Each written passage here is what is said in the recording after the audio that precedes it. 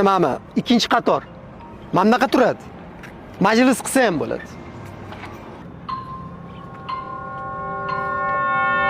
Zikr 9X egzagi Linko avtomobili keldi. 2026-yilda ishlab chiqarilgan 734 ta ot kuchiga ega o'rtoqli.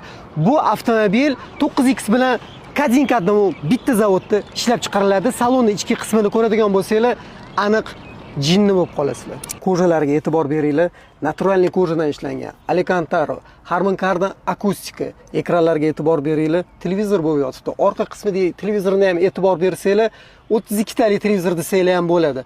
Bu avtomobil 9X bilan bemalol salon qismi solish oladi o'rtoqlar. Endi orqa qismiga o'tamiz. Eshikning ochilishiga e'tibor beringlar. Oddiy ochilmadi. Eniga e'tibor beringlar, juda ham katta ochiladi. Qaysi avtomobilda shunaqa katta darajada ochilishini ko'rgansizlar? Kommentariyada javobinglarni kutaman. Ikkinchi qatorga keladigan bo'lsa, sideniyaga e'tibor bersanglar, ko'p funksiyali abduf, abagrev, massaj, atamanka hamda 360 gradusga burila oladi. Bu avtomobilimizni hamda monitoriga ham e'tibor bersanglar, juda ham katta ishlangan.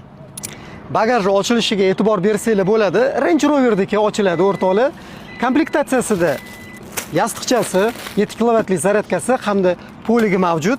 Bu avtomobilimizni mabodosiga katta yuk ortadigan bo'lsanglar, endi u olib baribirga ortishadi.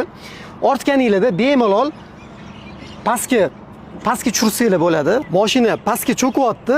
Imенно shu uchun ham pnevmalari bor bu avtomobilda. Shaharda charchab ketgan bo'lsanglar, mana shu avtomobilda tog'ga chiqib, sideniyani mana shunaqa funksiyasiga qo'yib qo'yib, tabiatga qarab, o'zingizlarni rejalashtirib olib, miyani dam oltirsanglar bo'ladi.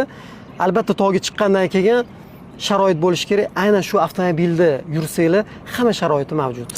Boshlang'ich to'lov 30 ming bilan boshlanadi bu avtomobilimizni.